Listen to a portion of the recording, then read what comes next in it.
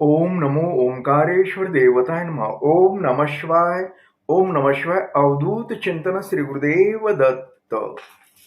मंडळी, शंका समाधान या कार्यक्रमासाठी मी संगमेश्वरगिरी श्री क्षेत्र ओंकारेश्वर देवस्थान बिलोद्यान जानेगाव इथून आपलं सर्वांचं हार्दिक स्वागत करतो. मंडळी, आज आपल्याकडे प्रश्न आला आहे. तो प्रश्न असा आहे, शुभम इलगुले, बरं, शुभम आपण घेऊया. शुभम यांचा आहे. तर त्यांचं लग्न झालेलं आहे. एक दोन तीन वर्ष त्यांचा संसार व्यवस्थित चालला, पण दोघांमध्ये एक छोट्या छोट्या कारणास्तव भांडणं होऊन त्यांची बायको सध्या माहेरी गेली. जवळजवळ आता 1-1.5 वर्ष होऊन गेले त्याला, असं त्यांचं म्हणणं आहे. मग संपर्क करत नाही अथवा मे बी जात नाही. तर त्यांचं म्हणणं असं आहे की ते बायको परत येईल का, आमचा संसार व्यवस्थित होईल का, होत असेल तर त्यावर उपाय काय, मी काय करू शकतो, असं बरंचसं काही विचारलेलं आहे. तर आपण प्रथम पाहूया की त्यांची बायको त्यांच्याबद्दल काय विचार करू शकते. सध्याच्या एक स्थितीमध्ये हे एक अंदाज असतात आमचे. सगळे 100%च खरं असं बी नाही समजायचं, पण बरेचसे अंदाज ते खरे निघतात. तर ते काय विचार करते, यांच्याबद्दल काय तिच्या मनामध्ये भावना, प्रेम काही आहे का, तिची नांदण्याची इच्छा आहे का, यांच्याकडे येण्याची इच्छा आहे का, अशा गोष्टी पाहूया. अथवा ही पुढे संसार करील का, या पण गोष्टी पाहून पुढचं बघूया काय आहे ते निघते ते. ओम नमः.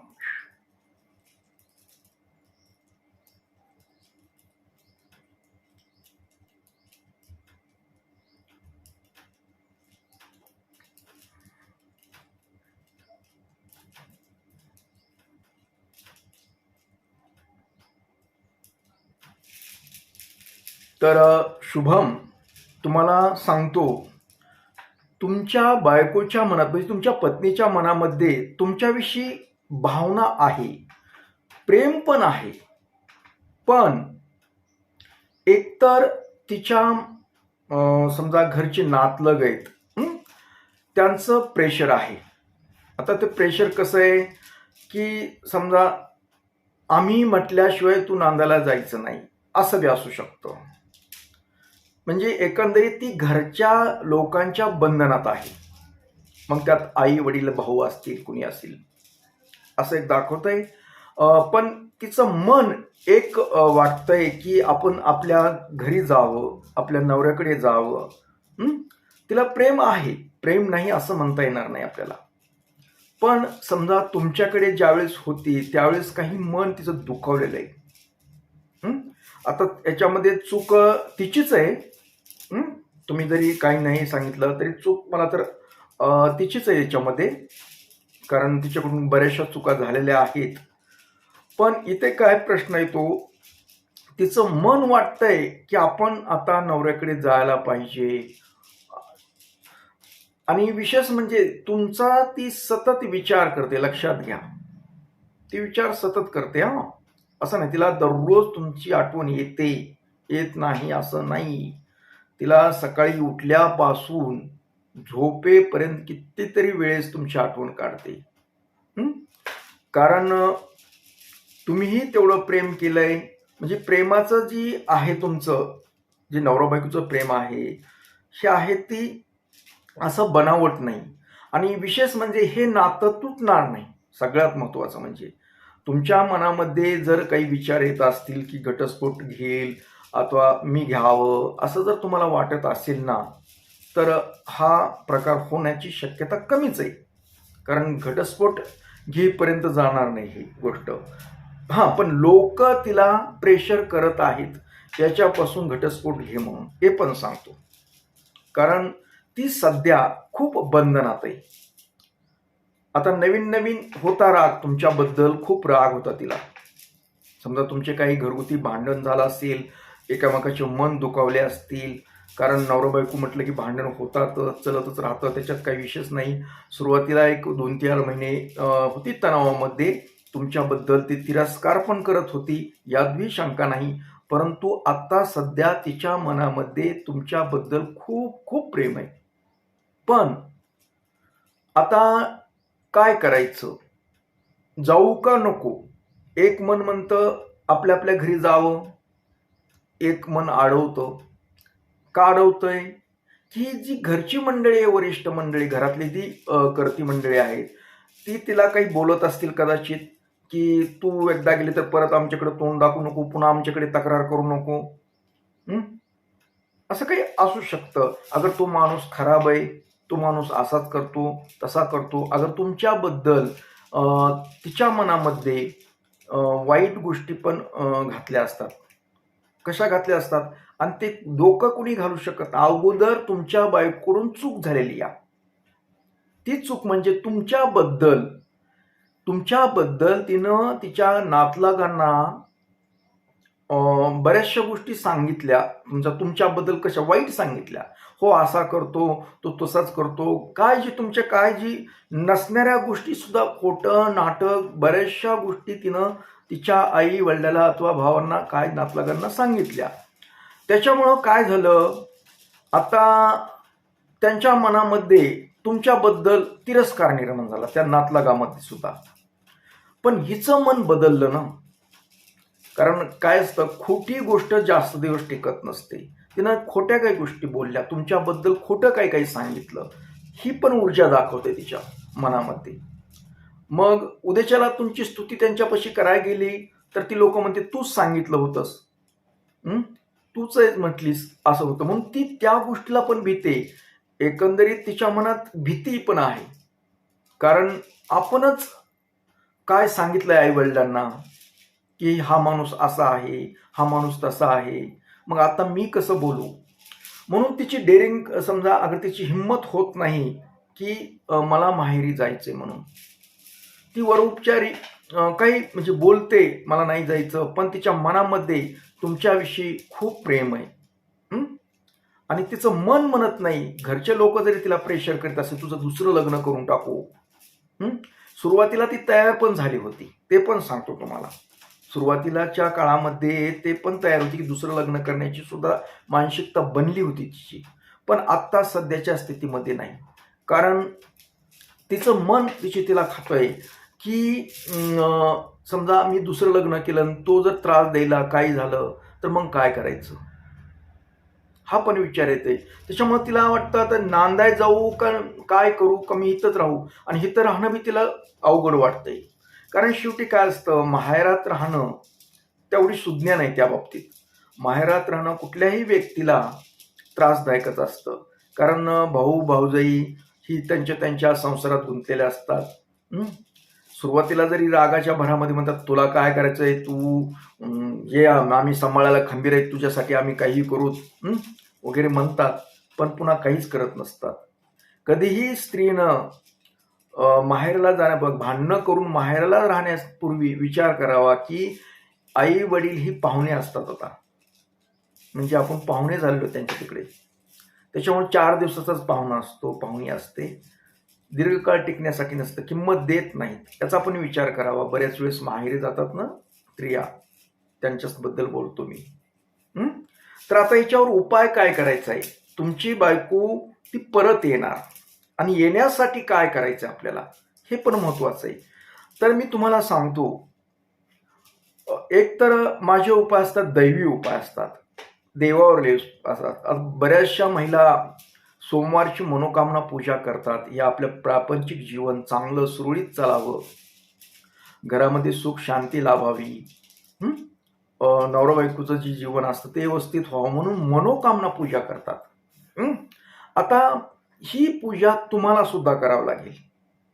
जसं स्त्रिया करतात ना, स्त्रिया जवळजवळ 90% स्त्रियाच करतात ही पूजा. त्याबद्दल मला व्हॉट्सअपला तुम्ही मेसेज करा, मनोकामना पूजा पाठवा म्हणून. मी ती पूजा तुम्हाला लिंक पाठवतो. ती पूजा कशी करायची, काय करायची याबद्दल त्यामध्ये माहिती आहे.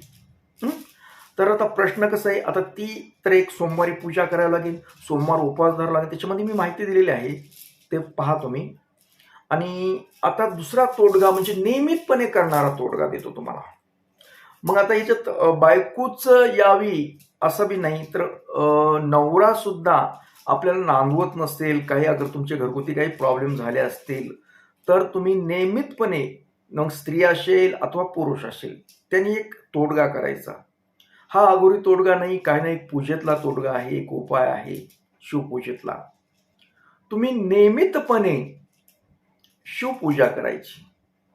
शिवपूजा नियमितपणे सकाळी लवकर उठणे, स्नान करणे, आणि काही जास्त पूजेसाठी काही साहित्य वगैरे काही लागत नाही, काही नाही, एकदम साधी आणि सिंपल पूजा आहे. शिवलिंग तुमच्या घरामध्ये असेल तर चांगली गोष्ट, नसेल तर तुम्ही धातूचं, पाषाणाचं अथवा कुठलं काय असेल ना, तरी ते वापरू शकतात, त्याची पूजा करू शकतात. ताटामध्ये शिवलिंग घ्यायचं, आणि जे आपला देवाचा तांब्या असतं त्याच्यामध्ये बेलपत्र टाकायचं, एक दोन फुलं टाकायची, अक्षदा टाकायच्या, आणि सतत धार धरायची.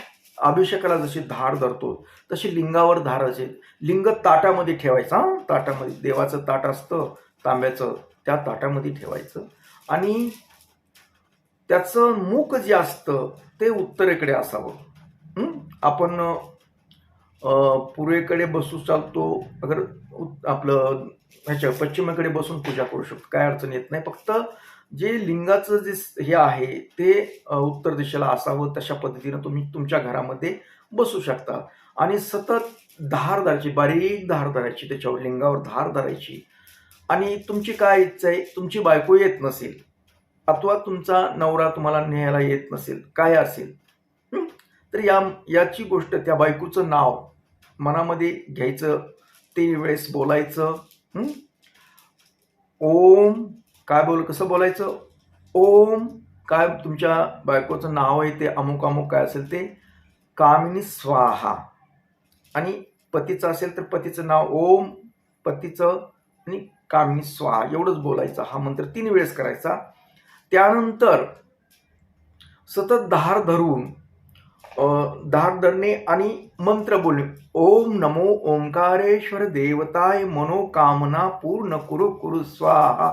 ओम नमो ओंकारेश्वर देवताय मनोकामना पूर्ण कुरु कुरु स्वाहा. ओम नमो ओंकारेश्वर देवताय मनोकामना पूर्ण कुरु कुरु स्वाहा. ओम नमो ओंकारेश्वर देवताय मनोकामना पूर्ण कुरु कुरु स्वाहा.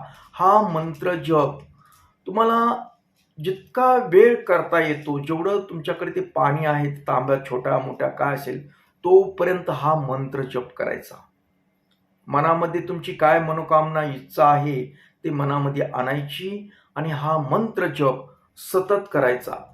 तर यानं काय होईल, समजा तुमची बायको माहेरी आहे, ती परत यायला नाकार देते, अथवा ते येण्यासाठी ह्याचा उपयोग होतो, तुमची इच्छा पूर्ण होते. अथवा नवरा असेल, आता त्याच्या पुढचं बी सांगतो, कोणाची प्रियशी बी असू शकते, प्रियशीचं तुमचं काही भांडण वगैरे काही झालं असेल, कशामुळे तरी दुरावा निर्माण झाला असेल, तर ते पण गोष्ट करता येते याच्यामध्ये, असं काही नाही. फक्त गैरवापर करायचा नाही याचा. तर अशा पद्धतीनं ही शिव अभिषेक करायचा आपल्याला.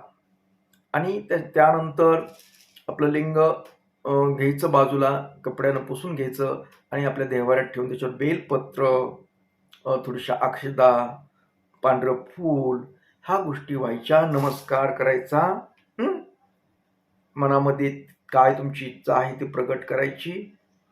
तर अशा पद्धतीनं आपण हे नियमितपणे प्रत्येक दिवशी सकाळी, आणि एक टाइम ठरवायचा, व मागं पुढे करायचं नाही. एखादा 10-5 मिनिटाचा प्रकार चालतो अथवा अर्धा तासाचा, पण चांगलं 4-4, 2-2 तासाचा फरक करायचा नाही. नियमितपणे लिंगाची पूजा करायची.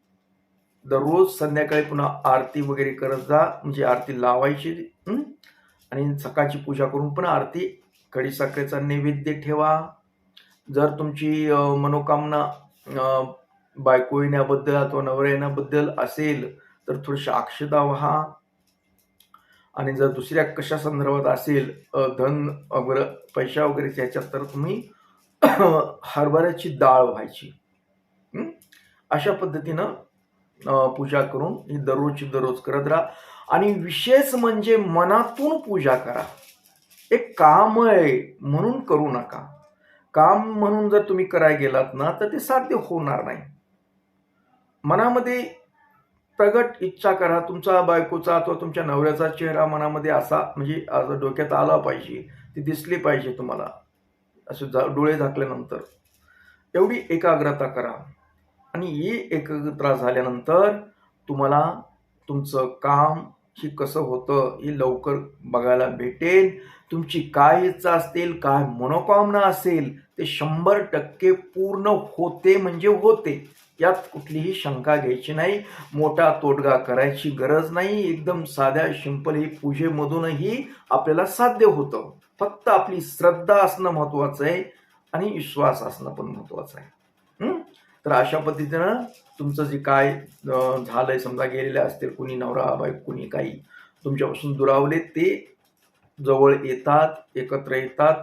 परत तुमचा संसार सुखाचा, समाधानाचा, आनंदाचा आणि भरभराटीचा होतो. यात शंका घ्यायची नाही. आणि होणार म्हणजे होणार. आणि ओंकारेश्वरचा आशीर्वाद तुम्हाला नक्कीच भेटणार. तर असो, याबरोबरच आजचा आपला हा शंका समाधान कार्यक्रम इथेच थांबूया आणि परत भेटूया पुढील कार्यक्रमात. तोपर्यंत मंडळी, ओम नमः शिवाय. जय हिंद, जय भारत. सुखी राहा.